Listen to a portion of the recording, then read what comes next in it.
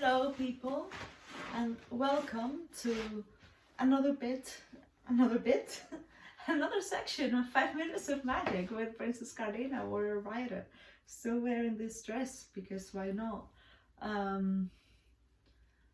So I'm still following this Un Nuevo Sol, British Latinx writers, and Bernardine Evaristo has to say about this. Exciting new voices with unique experimental flourishes that totally reinvigorate British and global literature. So I've been reading a few poets lately in the last few sections, so I am going to go to Armando Celayo. And I read this a while back, so I'm just trying to remember a little bit more about these guys, just to give you a bit of a small background.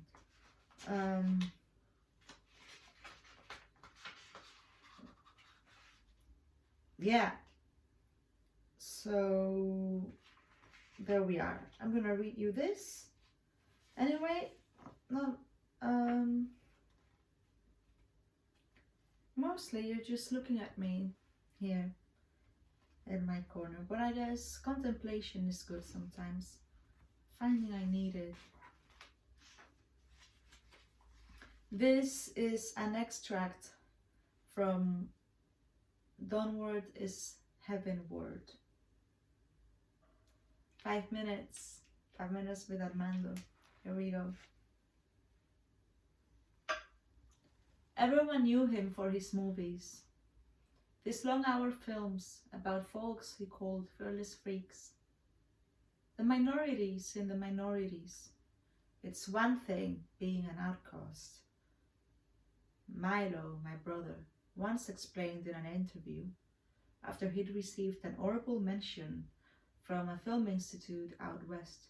But an outcast among the outcasts? Man, that's something else. It was his third short, Modo, that earned him acclaim from critics. Modo's about this Chicano kid.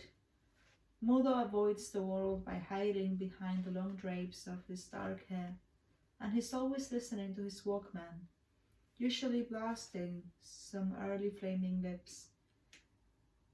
Hit to death in the future head, in a priest-driven ambulance, that kind of stuff. Modo's got this slow-eyed look, like he's being huffing spray paint from a Coke can. He doesn't say a thing throughout the movie, but you know what he's thinking, what he's feeling, really, when he starts sketching in his scrolled-on notebook and the black and white screen lights up with his drawings. Words, snippets of dialogue from when he's getting bished out by his dad, or when he overhears a conversation from the girl he's crushing on, morph into this little cartoon creature, part Mickey Mouse and part Swamp Thing. It's supposed to represent Mudo's voice, the emotion he can't articulate. At least that's how Milo once broke it down for me, years and years after he made Mudo. When he fell back home to us, his skinny body as frail as bird bones. Every time I watch the movie now, his explanation makes sense. When Mudo's sitting in the school cafeteria, glancing at his crush, a few tables away, and the creature appears next to her, invisible to everyone but Mudo. It reaches out its scabby hands, hoping to strum her fluffy red hair, but slowly pulls back, crestfallen, that's yearning turning into resignation. Self-hate. Mudo's sitting on his disheveled bed and carving puffy red marks into his forearm.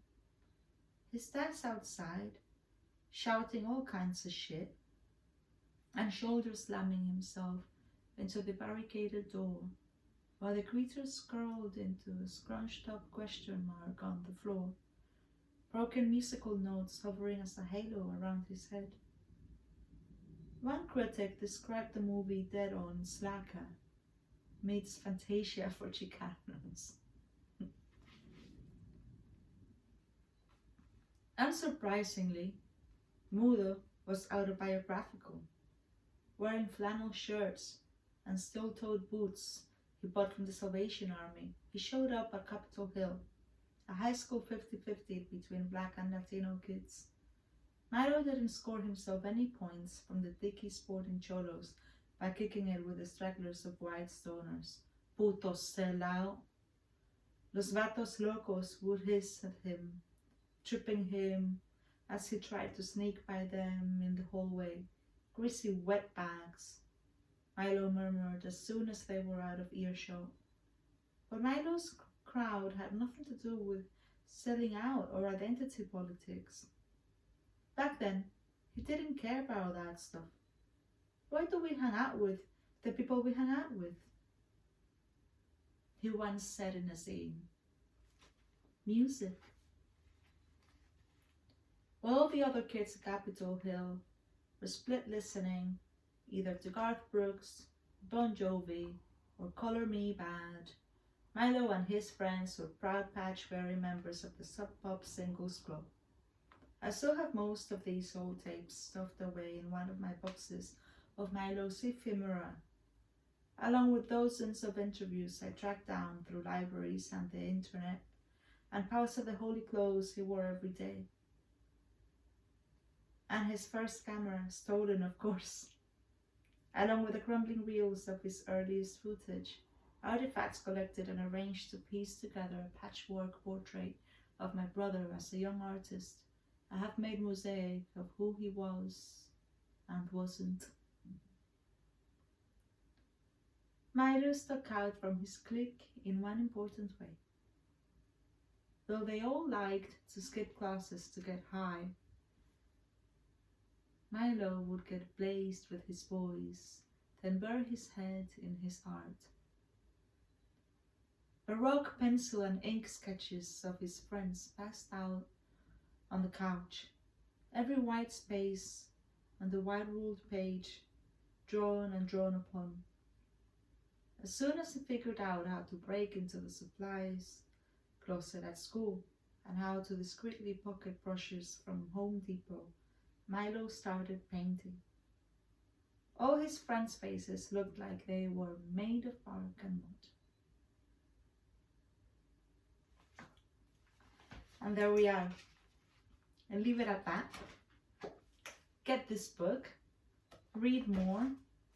Read more about Armando Celayo. Put in the comments below. If you like this, why not subscribe? Click the button, the bell ringing thing somewhere up here. And I look forward to seeing you, to sharing, feeling you, and sharing my love for words with you. Till next time, bitches. Oh yeah. Lots of love.